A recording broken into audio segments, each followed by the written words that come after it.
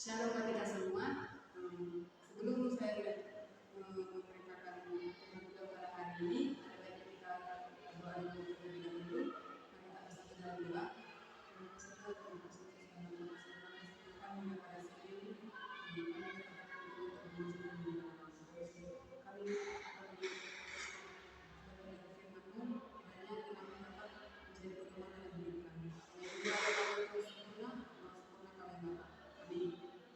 di sini kita akan mendengarkan firman Tuhan yang tertulis dalam Alkitab 1 Petrus 2 ayat 9 sampai 10.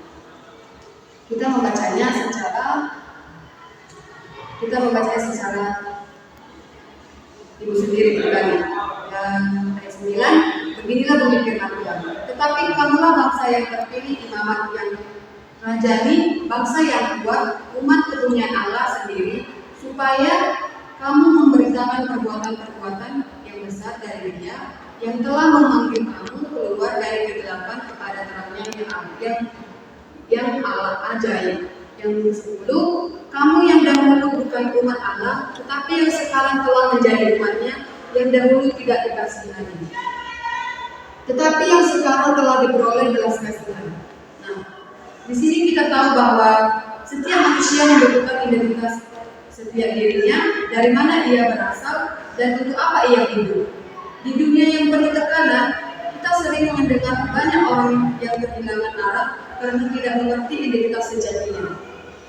Rasul Petrus menulis surat ini kepada jemaat yang sedang menghadapi penganiayaan, tekanan, dan perasaan tidak berharga. Di tengah pergumulan itu, Petrus mengingatkan mereka tentang siapa mereka di dalam Kristus. Teks kita ini dalam 1 Petrus 2 ayat 9 sampai 10.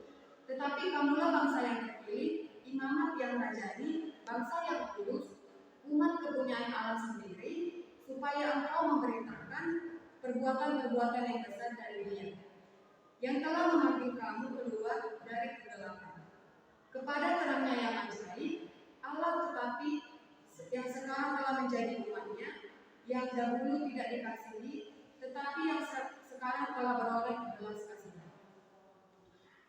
Yang pertama itu di dalam Petrus ini kita adalah bangsa yang terpilih, yang saya ambil itu topiknya bangsa yang terpilih. Kamilah bangsa yang terpilih ini bukanlah pilihan karena prestasi atau kemampuan kita sendiri, tetapi murni karena kasih karunia Allah.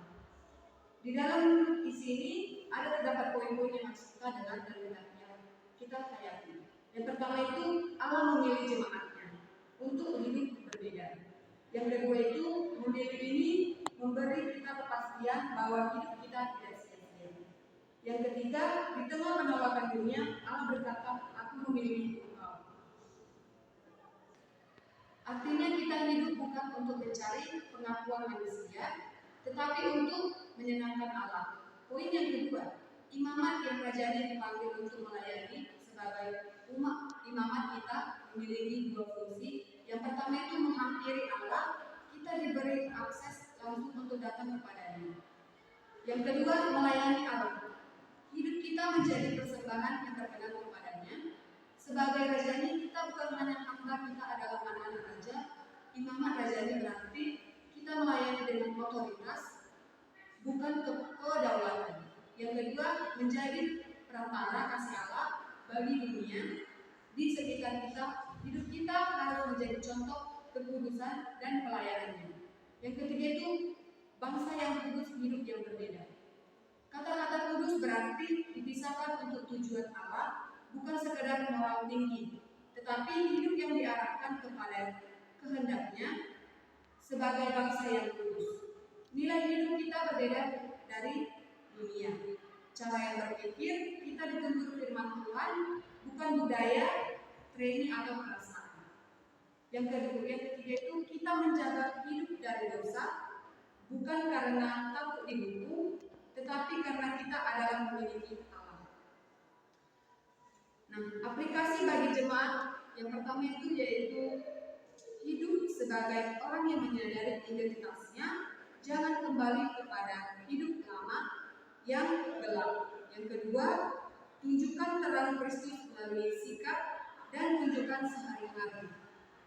Orang lain bisa melihat perubahan hidup kita. Yang ketiga, ambil bagian dalam perubahan hidup kita, yaitu dalam pelayanan sebagai imamat rajani. Melayani bukan kewajiban tetapi panggilan. Sekian dari firman Tuhan kita pada hari ini. Mari kita bersama berdoa. Kembali kami bersyukur kepada Tuhan.